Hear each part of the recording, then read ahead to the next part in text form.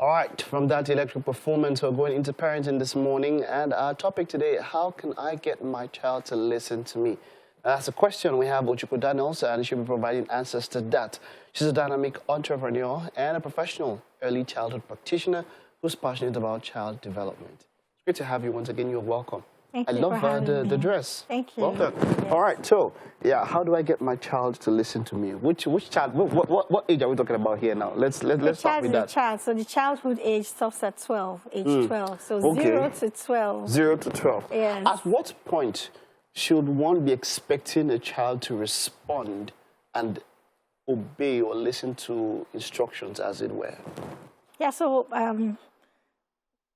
medical practitioners say you make connections with your child from when they are born. Okay. Yes, that connection can just be eye contact, a cuddle.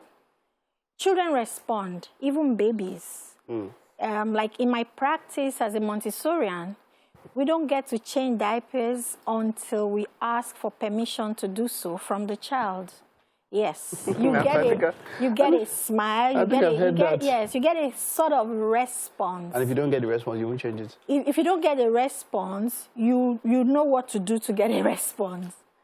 That's how... Then that means the child doesn't have an option, really? The child has an option, but in life, there are actions and consequences.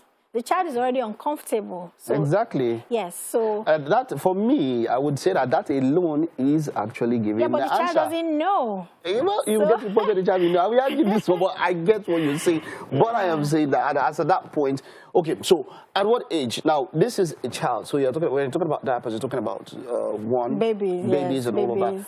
But then now, there are times when it gets to clearer instructions, whereby you tell the child to sit down and all that. A 2-year-old, a 3-year-old, exactly, a 4-year-old, a 5, every age under the childhood range, and even teenagers. Now, some will tell you that. No, you get to some point, someone will tell you that when some children don't respond, and then some parents will let you go, would slide up and say, they are kids, they don't understand. Okay, While so they don't, children don't ignore you intentionally. When a child is engaged and enjoying what they're doing, chances are that they're weighing the options. They might not even hear you because we speak about focus.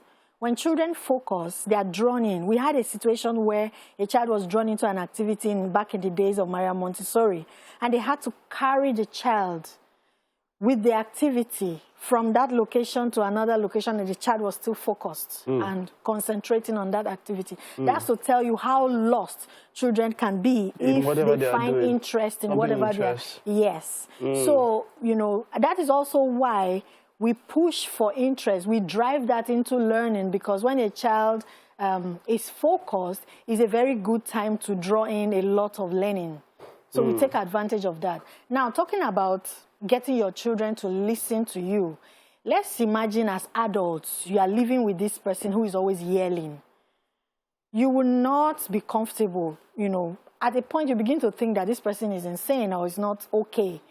So really, sorry for that word, but really,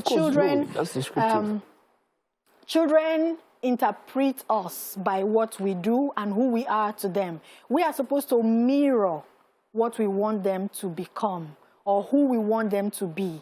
Okay. So when, we are yelling and raging and all of that, children don't like that. So we need to gain their attention, eye contact, have a pleasant look. May I have your attention, please? And ensure that the child, is connected to you. And once you do that, you repeat your instruction. MM is laughing because she's imagining telling Elsie, may I have your attention? It might come with a slap. Well, a small one, not really. No, of course, she doesn't. I'm not saying that she's so that's why they weigh us. Children weigh us and, categorize us. So if they think mommy and daddy is not okay, they're not going to listen to you. They're actually checking us out. It gets to a point whereby you're expected to, I feel, children, when they grow up, they're like a blank slate, like you said. They mirror what they see from you. So they come as blank slates. They say, and then when they mirror that thing, that's what starts getting inscribed on their character and all of that.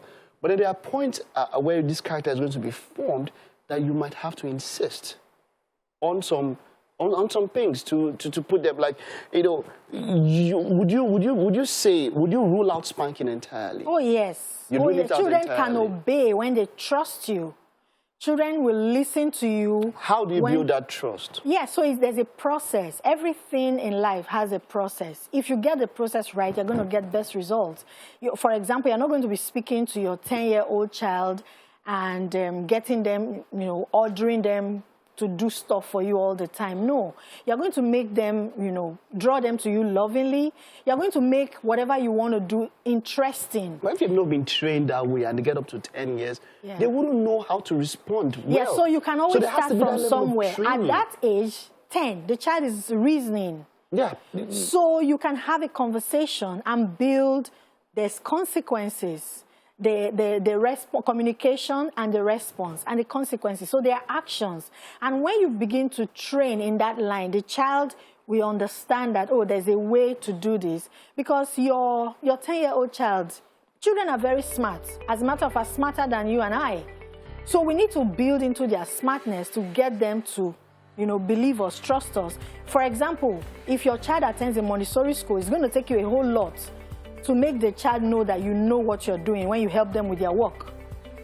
Okay. Yeah, so children, they trust their teachers, they trust their friends even more than, you know, other adults around them. So you have to build that trust from, like, be patient, speak politely to them, get their attention, like I said earlier. You also need to love them unconditionally and don't appear as these tyrant of a person, because you will scare them away from you. Yes. That is something that I can definitely relate. Yes. Thank you very much. That was something that I know people can pick out from there in how to train the children and get them to respond. All right, that's it on parenting. We'll just take this time out now. Our final guest is right here. We'll be back.